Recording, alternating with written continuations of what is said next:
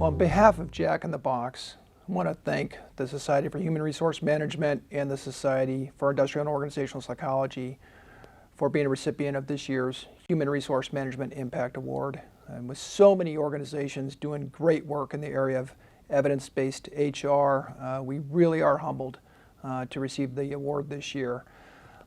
We would also like to recognize and thank the Metris Group, with whom we've been on this journey for the better part of a decade now. And while our quest, or our business challenge, certainly has been to understand the people drivers of our business and how they relate to business performance ultimately, we have to step back a moment and really go to the history of the organization and kind of our philosophical beliefs and how our business works. And I have the privilege of being here with our chairman and CEO, Lenny Kama, today, who's going to walk us through this piece of it. So if you think about our company for the 60+ years that we've been in existence, there's been this core belief that essentially if we take care of our people will then take better care of the guest, and the guest will become more loyal to us as a brand, and that's how we grow, and that's how we're able to hire more people and just repeat that cycle all over again. And I think that sort of core belief has been in the fabric of the company for so long and has really driven our performance. But where I think we started to turn the corner and drive even better performance is when we started to ask a critical question: how do we take care of our people? And that's really where HIGHACE came in, because we started to dial in on this idea that taking care of your people means getting them aligned, making sure they're capable, and making sure they're engaged.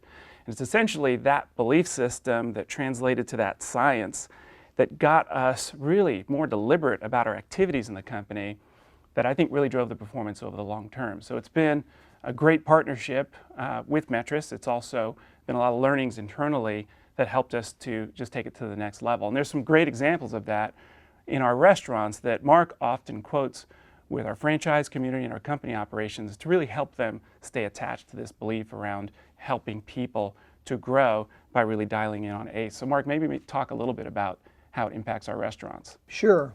When we look at the performance of those restaurants that Lenny described as high HIGHACE and high capabilities within that, the beauty of it is that our restaurant managers can actually lock onto key leadership behaviors that drive the HIGHACE scores. So again, it's not about the measurement itself, but it's about what managers can do with the information to actually improve the operation of their business, both company and franchise operations. And for some specific examples of how this translates into performance, restaurants that are high in HIGHACE experience 21% less turnover, 2.3% higher productivity. That's labor as a percentage of sales.